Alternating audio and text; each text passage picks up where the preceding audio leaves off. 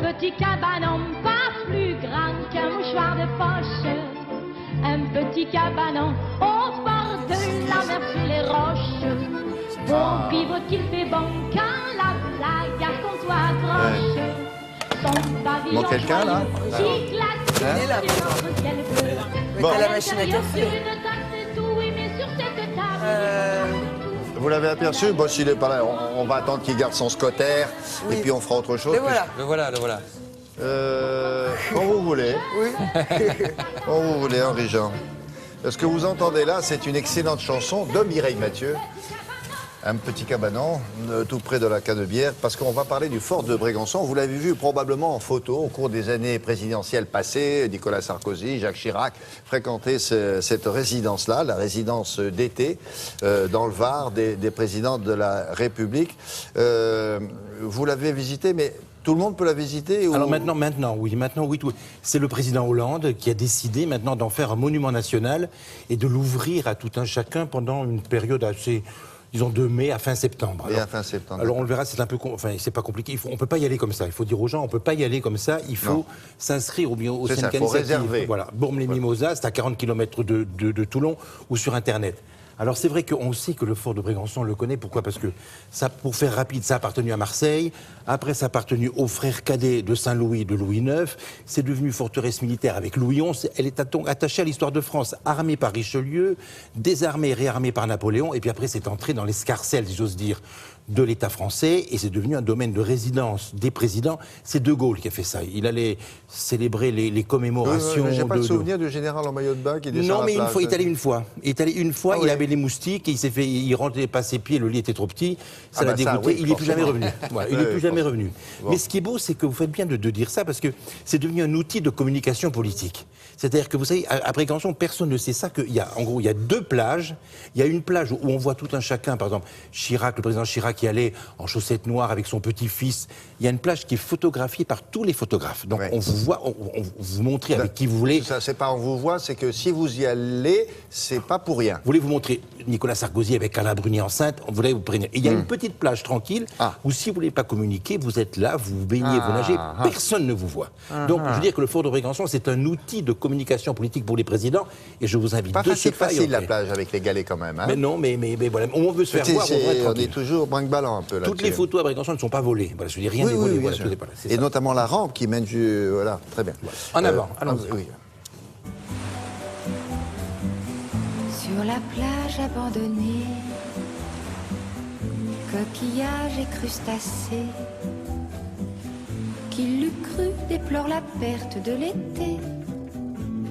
Le fort de Brégançon devient une résidence présidentielle en 1964. En 1964, le général de Gaulle vient à Toulon pour présider les fêtes du 20e anniversaire du débarquement allié en Provence. Il décide à ce moment-là de faire de Brégançon la résidence d'été des présidents de la République. Lorsque Georges Pompidou et Claude Pompidou arrivent à Brégançon, les travaux de restauration ont été faits, mais il faut l'aménager. Et Georges Pompidou et son épouse sont de grands amateurs d'art contemporain et de design. Et donc, le fort de Brégançon va être, entre 1969 et 1974, un laboratoire du mobilier contemporain. Lorsque Valéry Giscard d'Estaing est élu, eh bien, ce mobilier, cette ambiance très années 70, ne plaît pas au nouveau président. Et le décor que l'on voit aujourd'hui au fort de Brégançon, c'est un décor qui a été mis en place par le président Valéry Giscard d'Estaing et son épouse.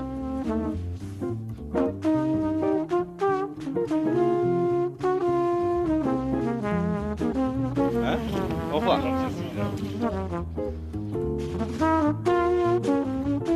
Nous avons ouvert en fait les parties que l'on pourrait considérer comme publiques.